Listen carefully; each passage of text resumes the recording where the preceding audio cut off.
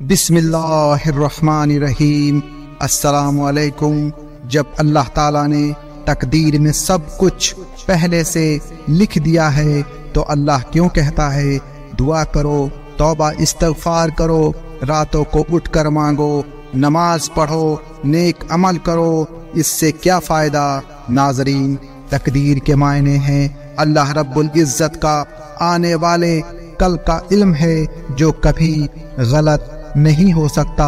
تقدیر کے بارے میں پائی جانے والی الجھنوں کا سبب اس کے صحیح مطلب سے وافیت نہ ہونا ہے۔ اس کے معنی سمجھ لینے کے بعد اس کے بارے میں کوئی اشکال باقی نہیں رہتا ہے۔ یہ بات ہم روزانہ دیکھتے ہیں کہ انسان اپنے علم اور تجربے کی بنیاد پر کسی چیز کے بارے میں کوئی رائے قائم کر لیتا ہے، اور اس کے بہت ہی سیمت علم کے باوجود کئی بار اس کی رائے اور اندازہ 100% درست ثابت ہو جاتا ہے۔ انسان کے برخلاف اللہ تعالیٰ کا علم اس قدر پھیلا ہوا اور نہ ختم ہونے والا ہے کہ اس کے لیے گزرا زمانہ، موجودہ وقت اور آنے والا کل، غائب اور حاضر، دن اور رات، روشنی اور اندھیرے کی جیسی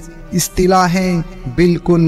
بے معنی ہو کر رہ جاتی ہیں۔ اس کے سامنے ہر چیز کھلی کتاب کی طرح ہے۔ اس بے پناہ اور اسیمت علم کی بدولت مخلوق کے بارے میں اس کی لکھی ہوئی تقدیر کبھی غلط نہیں ہو سکتی۔ اپنے اسی اسیمت اور بے حساب علم کی روشنی میں اللہ تعالیٰ نے انسان کے عمل کرنے سے پہلے ہی اس کے حساب میں لکھ دیا ہے کہ یہ انسان اچھے یا برے اور کیا کیا کام کرے گا اور اس کی جزا یا سزا کیا ہوگی۔ نبی کریم صلی اللہ علیہ وسلم کا فرمان ہے، ایک شخص لگاتار نیک کام کرتا ہے یہاں تک کہ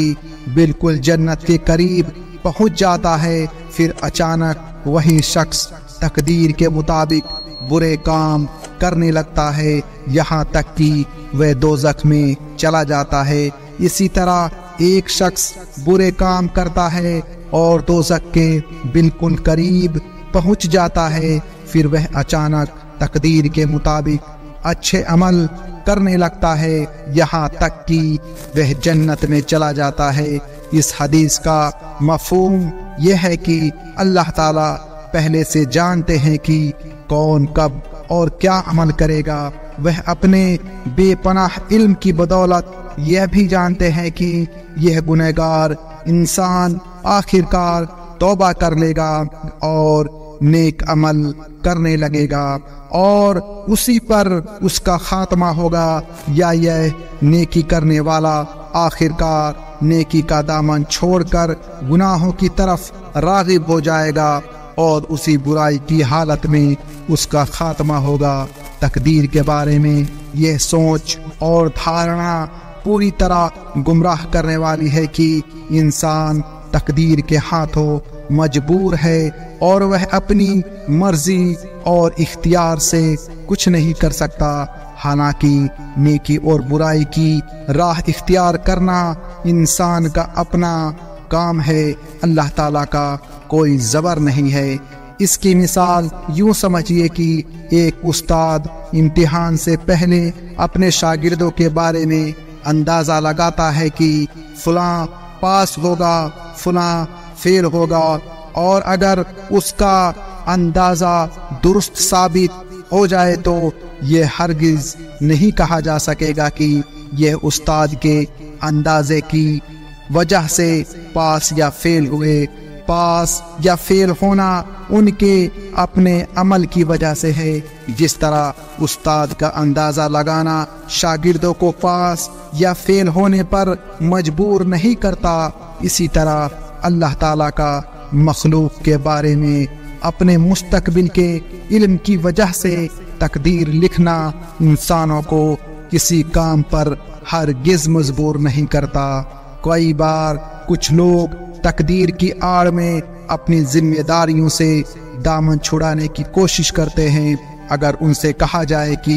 آپ کاروبار اور روزگار کے لیے کوشش اور دوڑ دھوپ چھوڑ دیں، جو مقدر میں لکھا ہوا ہے وہ مل کر ہی رہے گا، تو ان کا جواب یہ ہوتا ہے کہ اس کے لیے تقدیر کے ساتھ ساتھ کوشش و محنت اور دوڑ دھوپ بھی ضروری ہے۔ دوستو، جس طرح یہاں تقدیر انسان پر زبر کر کے اسے بھاگ دوڑ اور محنت و کوشش سے نہیں روکتی بلکہ وہ عمل کے لیے آزاد ہے، اسی طرح کسی بھی معاملے میں اس پر تقدیر کا زبر نہیں ہوتا بلکہ وہ ہر عمل کے لیے آزاد اور خود مختار ہے۔ اللہ تعالیٰ کا ارشاد ہے، ترجمہ: اور انسان کے لیے وہی کچھ ہوگا جس کی اس نے کوشش کی ہوگی۔ نبی کریم صلی اللہ علیہ وسلم نے فرمایا، تقدیر کو دعا کے علاوہ کوئی چیز نہیں بدل سکتی، اور عمر میں اضافہ صلہ رحمی کے علاوہ کوئی چیز نہیں کر سکتی۔ اسی لیے ہر نماز کے بعد یہ دعا مانگیے، یا اللہ، مرتے وقت میری زبان پر لا الہ الا اللہ محمد رسول اللہ ہو، مجھے صرف اپنی رحمت و فضل سے جنت الفردوس عطا فرمائیے، آمین۔ تقدیر پر ایمان لانا اور پختہ یقین کرنا مسلمان کی زندگی پر بہت اچھا اثر ڈالتا ہے۔ جب یہ یقین ہو جائے کہ موت نہ مقررہ وقت سے نہ ٹل سکتی ہے اور نہ ہی اس سے پہلے آ سکتی ہے، تو دل سے موت کا خوف نکل جاتا ہے۔ جب یہ یقین ہو جائے کہ اللہ تعالیٰ کی مرضی کے بغیر نہ کوئی مصیبت آ سکتی ہے اور نہ ہی جا سکتی ہے، تو پھر دل سے اللہ تعالیٰ کی مخلوق کا خوف بھی نکل جاتا ہے اور صرف اللہ کریم کی رضا رہ جاتی ہے، اور یہ ایمان بن جاتا ہے کہ ہماری ہر کامیابی صرف اللہ تعالیٰ کے فضل و کرم کا ہی نتیجہ ہوتی ہے، اور جو ناکامی ہوتی ہے اس میں بھی اللہ رحیم کی کوئی نہ کوئی مصلحت شامل ہوتی ہے، یا خود ہمارے گناہوں کا نتیجہ ہوتی ہے، جس میں صبر کی صورت میں ہمارے گناہ معاف ہوتے ہیں، جو خود ایک بہت بڑی مصلحت ہے۔ بہت سی بار اس بات کو کھلی آنکھوں دیکھا جاتا ہے اور انوبھو کیا جاتا ہے کہ جس بات یا نتیجے کو ہم اپنے لیے برا سمجھ رہے تھے، بعد میں معلوم ہوتا ہے کہ وہ برا نہ تھا بلکہ بہت اچھا تھا۔ حضرت عبداللہ رضی اللہ عنہ سے روایت ہے کہ رسول کریم صلی اللہ علیہ وسلم نے فرمایا، تم میں سے ہر شخص اپنی ماں کے پیٹ میں 40 دن نطفے کی صورت میں، پھر 40 دن جمے ہوئے خون کی صورت میں، پھر اتنے ہی دن گوشت کے لوتھڑے کی صورت میں رہتا ہے، پھر فرشتے کو بھیجا جاتا ہے، وہ اس میں روح پھونک دیتا ہے، پھر اس کو 4 کلمات لکھنے کا حکم دیا جاتا ہے، اس کا رزق، اس کی زندگی، اس کا عمل اور اس کا بدبخت یا خوش نصیب ہونا لکھ دیا جاتا ہے۔ بس اس ذات کی قسم جس کے سوا کوئی معبود نہیں، ایک شخص جنتیوں کے عمل کرتا رہتا ہے یہاں تک کہ اس کے اور جنت کے درمیان ایک ہاتھ کا فاصلہ رہ جاتا ہے، پھر اس پر تقدیر غالب آ جاتی ہے اور وہ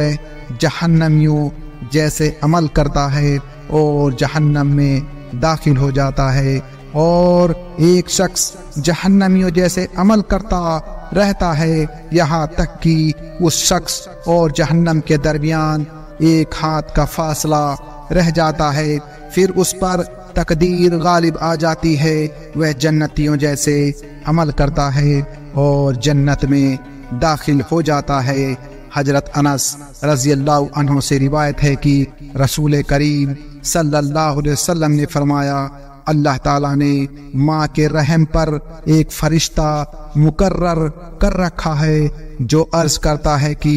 یہ نطفہ ہے، اے رب اب یہ جمع ہوا خون ہے، اے رب اب یہ خون کا لوتھڑا ہے۔ پھر جب اللہ تعالیٰ اس کے پیدا کرنے کا ارادہ کرتے ہیں تو فرشتہ عرض کرتا ہے، اے رب یہ نر ہے یا مادہ، بدبخت ہے یا نیک بخت، اس کا رزق کتنا ہے اور اس کی عمر کیا ہے؟ پس اس طرح اس کی ماں کے پیٹ میں ہی سب کچھ لکھ دیا جاتا ہے۔ انسان کے اپنی ماں کے پیٹ میں ہی اس کا رزق، عمر، نیک بخت و بدبخت ہونا، جنتی یا دوزخی ہونا لکھ دیا جاتا ہے۔ اللہ تعالی عمل کی توفیق عطا فرمائے، آمین۔ پیارے دوستو، آج کے لیے بس اتنا ہی۔ ہم امید کرتے ہیں کہ آپ کو آج کا یہ ویڈیو پسند آیا ہوگا۔ اس ویڈیو کو لائک، شیئر اور ایسی ہی ویڈیوز دیکھنے کے لیے چینل کو سبسکرائب کریں۔ ہم ملتے ہیں آپ کو اگلی ویڈیو میں، تب تک کے لیے السلام علیکم ورحمۃ اللہ وبرکاتہ۔